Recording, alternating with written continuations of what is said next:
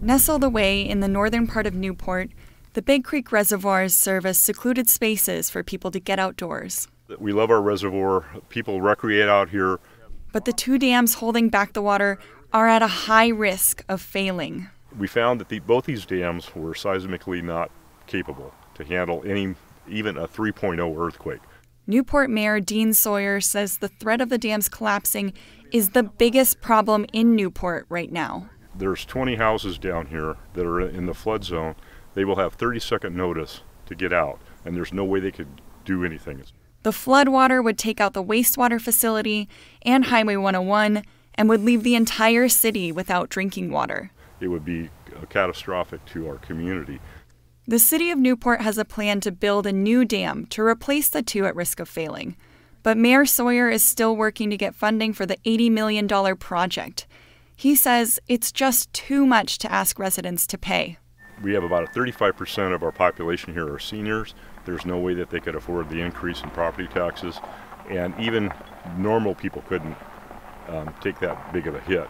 About 100 miles northeast of Newport, the Scoggins Dam on Hag Lake in Gaston also poses a risk during a major Cascadia Subduction Zone earthquake with a magnitude 9.0 or higher. Essentially, if you think about a pile of sand and you shake it at the bottom, it starts to squash. And that's the concern, is that it would start to squash and then overtop and fail. Water could overflow from the dam into Scoggins Creek and toward the Tualatin River. The Bureau of Reclamation owns the dam and is in the process of conducting an environmental assessment for the seismic upgrades. However, at the soonest, construction would likely begin in 2025 or 2026.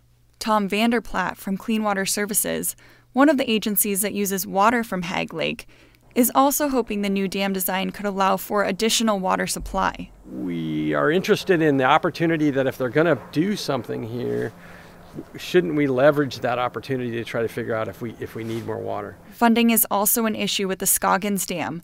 Vanderplaat says he's considering getting more partners involved in using Hag Lake's water to divvy up the cost. Hydropower is something that we could look at. At the Scoggins Dam and the upper and lower Big Creek dams, time is ticking. And timelines are slowing as officials for both structures search for funding.